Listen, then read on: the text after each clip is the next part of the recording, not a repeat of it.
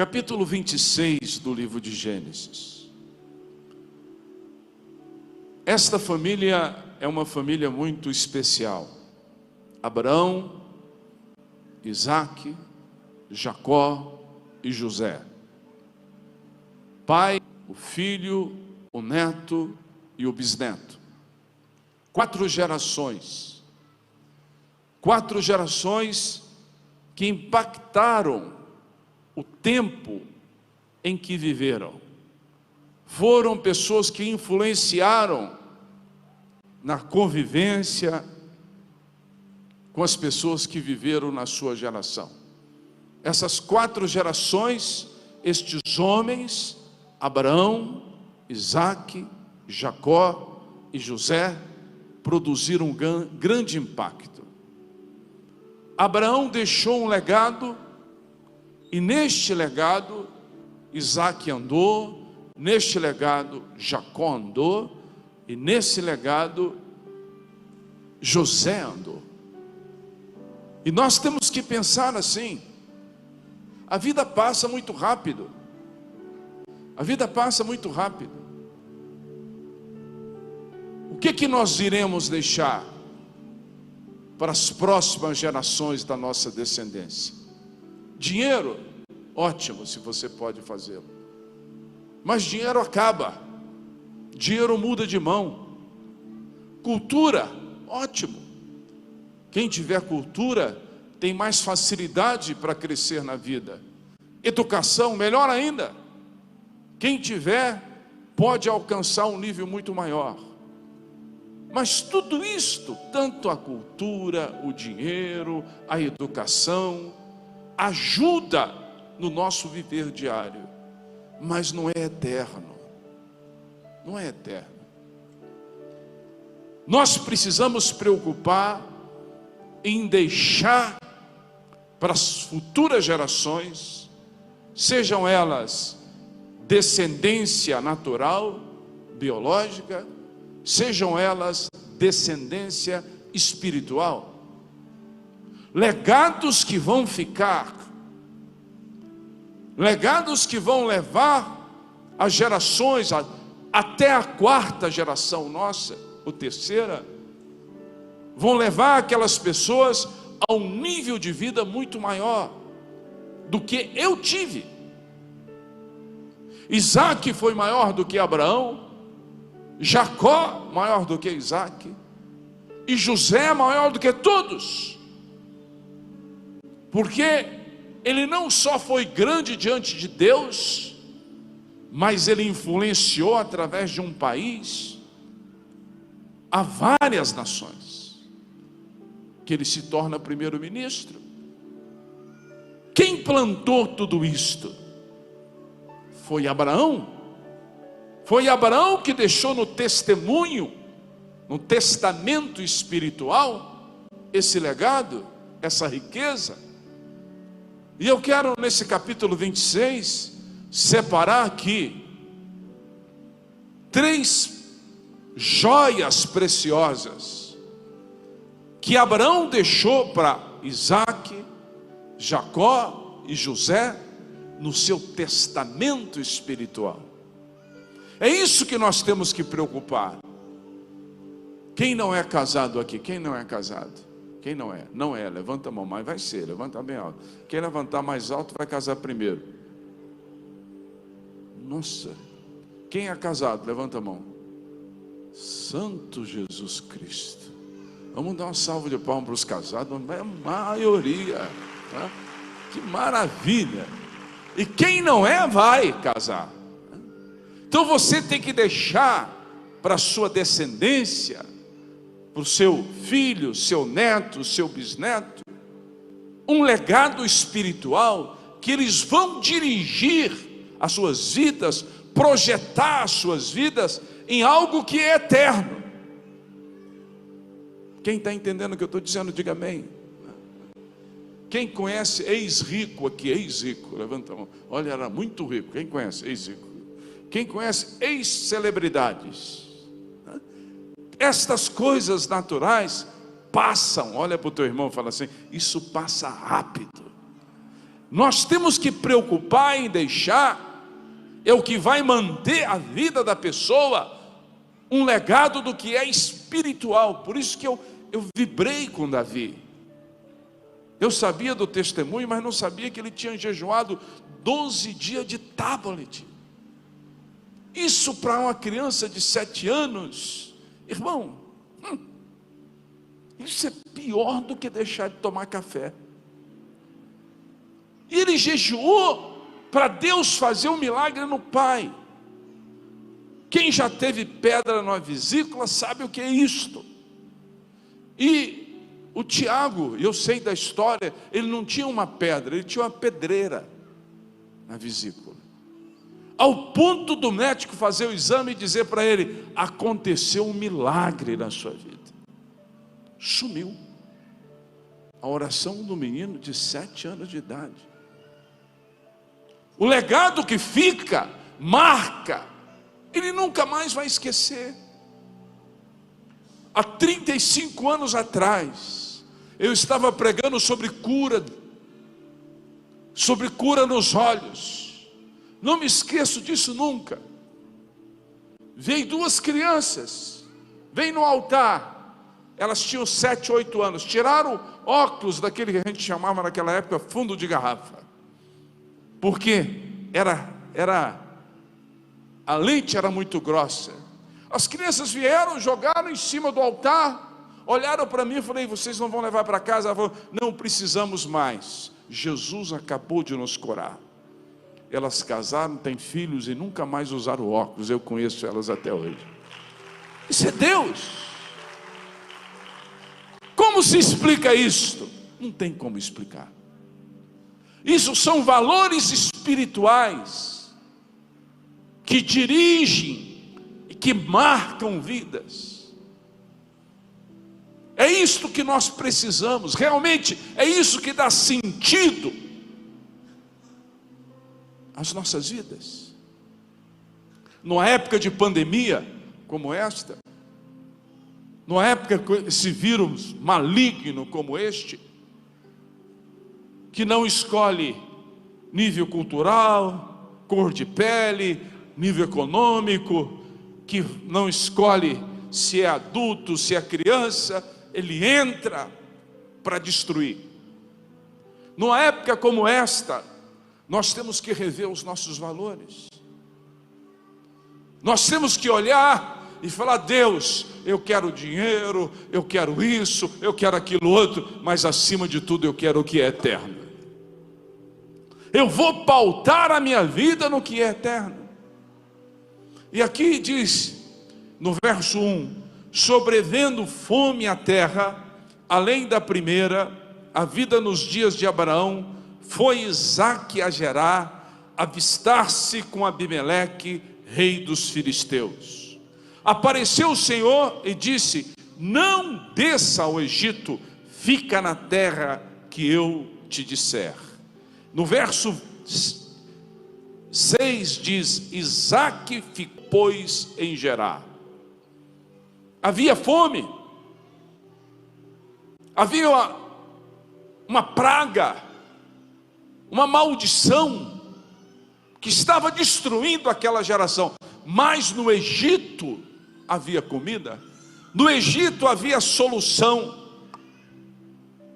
E figuradamente aqui o Egito representa os valores que são contrários aos valores de Deus.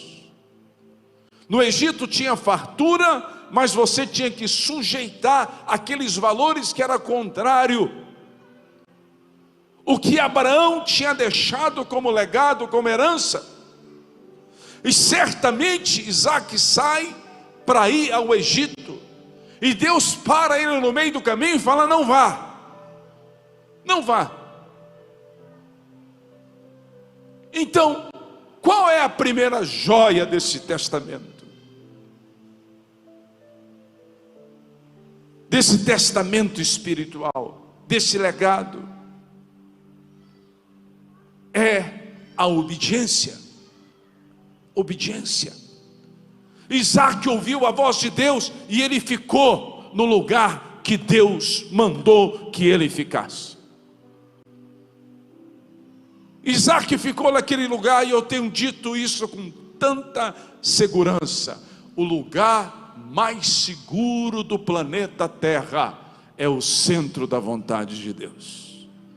Quando nós obedecemos, quando nós determinamos, e obedecer não é fácil, irmãos. Obedecer é contra a nossa própria vontade. Obedecer é contra a nossa própria natureza. O pecado nos fez desobediente. O pecado nos fez tendencioso à rebelião. O pecado nos fez pessoas que quebram princípios. Estou aqui com Marrelos, que é pastor, mas é coronel. E eu sempre digo a ele: eu admiro o sistema militar, porque ensina a pessoa a obedecer. É muito semelhante às Escrituras. Porque a obediência, ela te dá prazer depois, mas no início não. Eu aqui imagino Isaac pensando consigo mesmo: mas eu posso alcançar suprimento para minha família no Egito, eu posso ter suprimento para aqueles que estão comigo no Egito, e agora Deus fala: fica, obedeça, fica.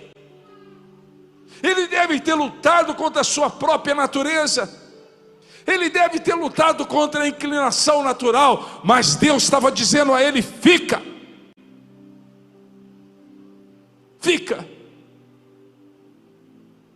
No capítulo 28 do livro de Deuteronômio, por favor, coloque para mim, verso 1 aqui na tela.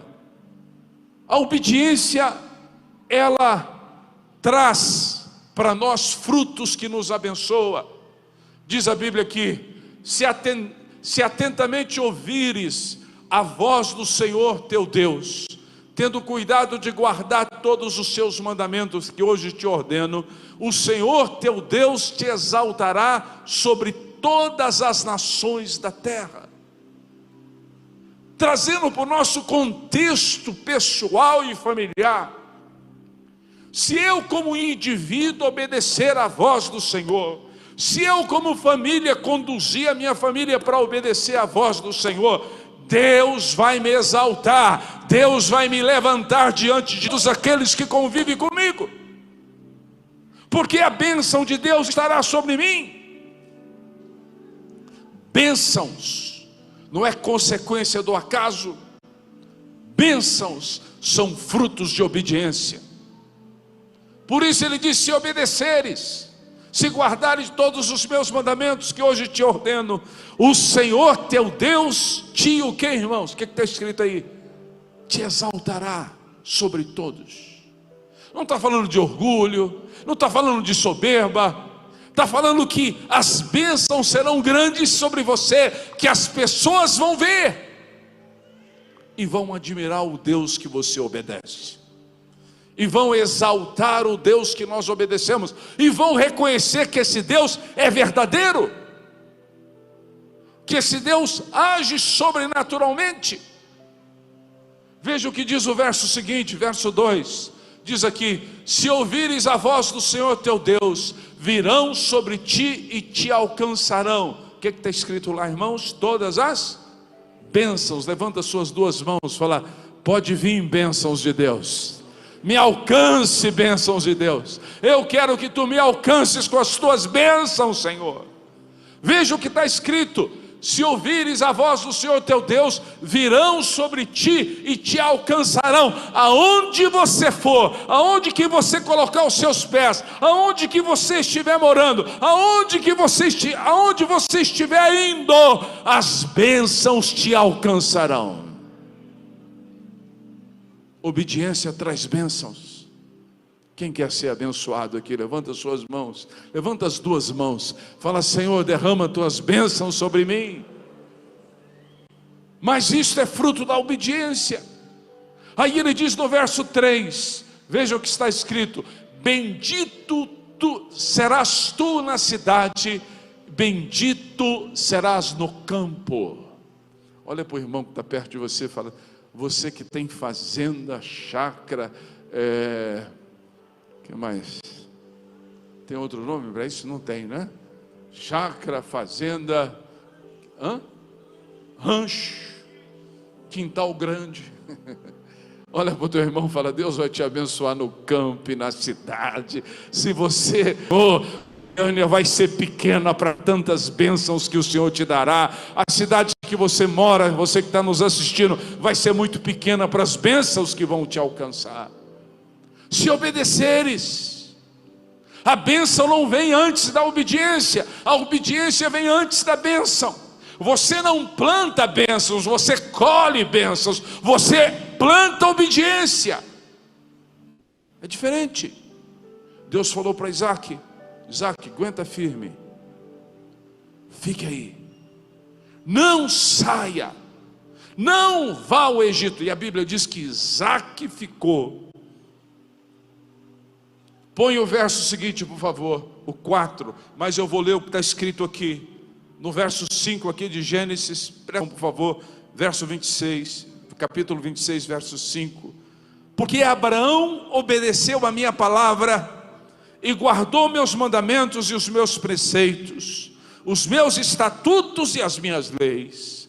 Deus lembra Isaac do legado deixado. Ele diz: seu pai foi um homem obediente, e por isso eu o abençoei.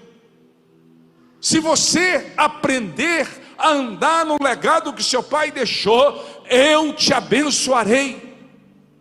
Serás bendito na cidade, serás bendito no campo. Aí ele diz aqui, bendito o fruto do teu ventre. Levanta sua mão direita, fala comigo: os meus filhos, os meus netos não irão povoar o inferno, mas serão homens e mulheres de Deus que vão ser abençoadores. Você entende o que eu estou dizendo? Ele diz: bendito será o fruto do teu ventre. Se você tiver descendência, sua descendência não vai povoar o inferno, mas vai ser um instrumento de Deus para arrancar pessoas das mãos do diabo. Se me obedeceres, obedece, porque aonde você for, as bênçãos te alcançará. Obedece, preocupa não, né?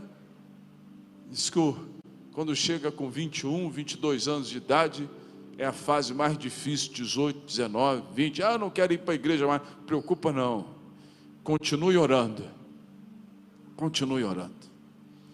as bênçãos vão alcançar o fruto do teu ventre.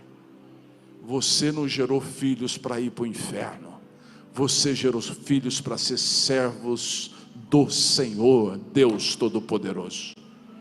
Bendito é o fruto do teu ventre, o fruto da tua terra, o fruto dos teus animais, as crias das tuas vacas e das tuas ovelhas. Verso 5, ele diz: bendito é o teu cesto e a tua amassadeira.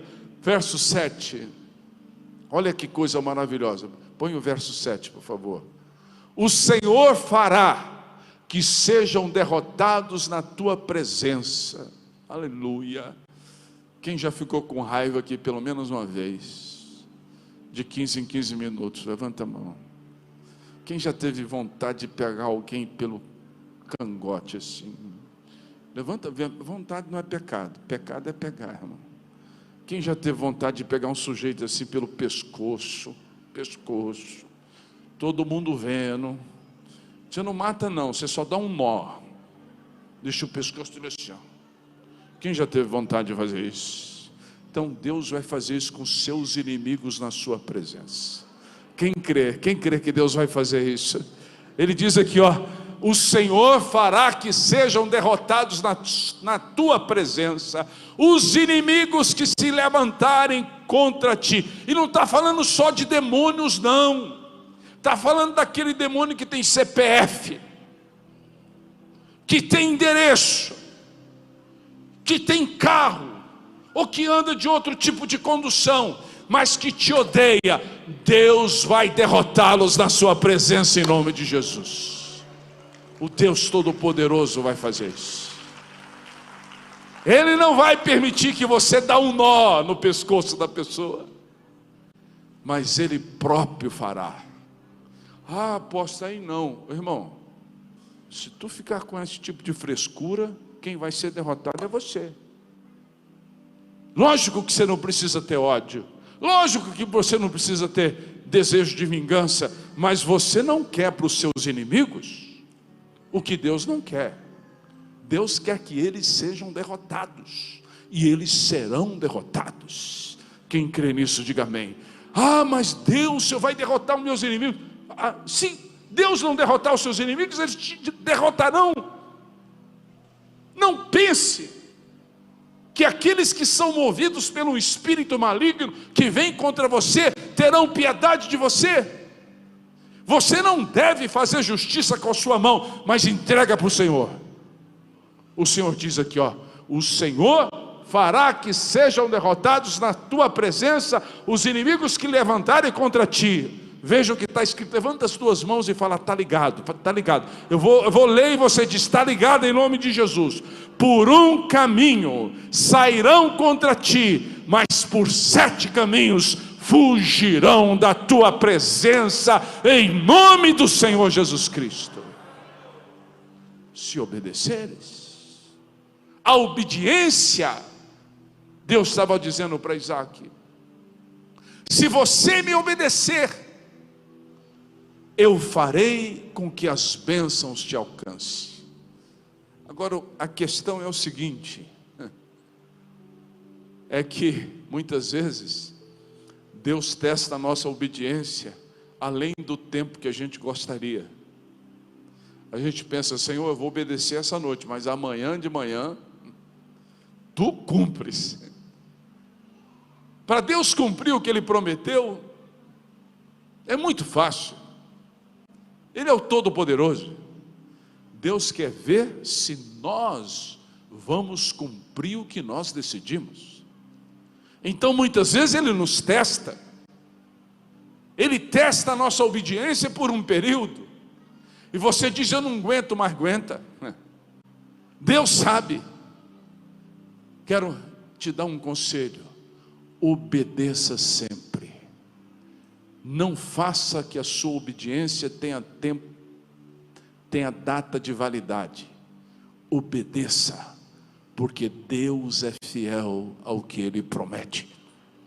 As bênçãos vão te alcançar em nome do Senhor Jesus Cristo. Você crê nisso? Quem crê, diga aleluia. E a segunda herança desse legado está no verso 3 e 4 de Gênesis 26. Habite nela e serei contigo, e te abençoarei, porque a ti e a tua descendência darei todas essas terras. Confirmarei o juramento que fiz a Abraão teu pai. Só que naquele momento Isaac queria era comida, ele não estava preocupado em terra. Eu fico imaginando muitas vezes, eu passei por tanto momento difícil. Estava falando com a Rúbia hoje, não vou falar da minha cura, mas eu estava falando sobre o Davi. O Davi, por 3 vezes, os médicos disseram que não tinha mais jeito. 3 vezes. Uma, aqui no hospital de Queimadura, e os médicos estão vivos até hoje, que Deus os abençoe, eles sabem. Primeira vez, nós estávamos no quarto, o médico chegou, o responsável, e falou: ó, o Davi hoje foi um milagre. Lembra?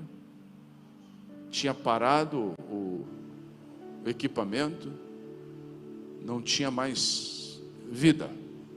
Por milagre nós trouxemos o Davi de volta. E nós estávamos ali 28 dias numa batalha no hospital, ali no apartamento. A Rúbia não saía de lá, eu vinha para o culto, voltava, vinha para o culto, voltava. Era uma campanha aqui, quem lembra, quem estava aqui naquela época? Eu pregava, fazia o corredor dos milagres, eu era o primeiro a passar, saía daqui e ia para o hospital. Todos os dias. foi o que nos sustentou. Essa oração da igreja remove montanhas. E você está numa igreja assim. A segunda vez, a médica chegou para nós, falou: acabou. Isso está no livro, a Ruby escreveu um livro, Vale da Sombra da Morte. A terceira eu estava junto. O médico virou para mim e falou: acabou. Ele gritava: Davi, volta. A Rúbia falou para mim: tão novo. Mas eu lembro no dia que o acidente aconteceu em Brasília, ele dentro do carro de bombeiro, ele perguntou para mim, eu estava junto, ele falou: pai, eu vou morrer. Eu disse a ele: não, o projeto de Deus para a sua vida ainda não se cumpriu. E quando o médico falou: acabou, Deus me deu uma graça, porque isso é misericórdia de Deus. Eu falei: Davi, respira. Ele tinha parado de respirar. Volta em nome do Senhor. Imediatamente a máquina começou pum, pum, pum, pum. E o médico olhou para mim e falou: mais um milagre. Por que eu estou contando isso? Porque eu sou tão fraco como você. Eu tenho as mesmas inseguranças que você tem. Eu tenho os mesmos medos que você tem. Quando eu entrar no carro, vamos embora. Ali não está um super-homem. O diabo vai começar a falar mentira novamente na minha mente. Eu tenho que responder com a palavra. Nós somos seres humanos. Não existe super-homens. Existe um Deus soberano, Criador dos céus e da terra. E quando você ora a Ele, Ele não falha, Ele não falhou, não falha e jamais falhará. Neste momento que você tem que viver da promessa, você tem a segunda joia nesse legado, que se chama fé. Fé. Fé é um dom que Deus nos dá. É o dom que te leva a crer que Ele ressuscita os mortos, que te leva a crer que Ele cura qualquer tipo de enfermidade, que te leva a crer que Ele pode mudar o maior de todos os bandidos da face da terra. Ele é Deus. E quando você direciona a sua fé a Ele, ao Deus da palavra, o poder dele é liberado na nossa direção, e Deus começa a mover de uma maneira maravilhosa. Sabe o que Deus estava falando para Isaac? Ande pela fé, porque essa tempestade vai passar, e eu vou te dar o melhor da terra. O seu estágio vai ser melhor do que o primeiro. Eu não sei qual é a sua tempestade, mas eu posso te dizer: se você tiver fé e obedecer, tu vais passar pela tempestade, e o melhor de Deus vai vir para você em nome de Jesus.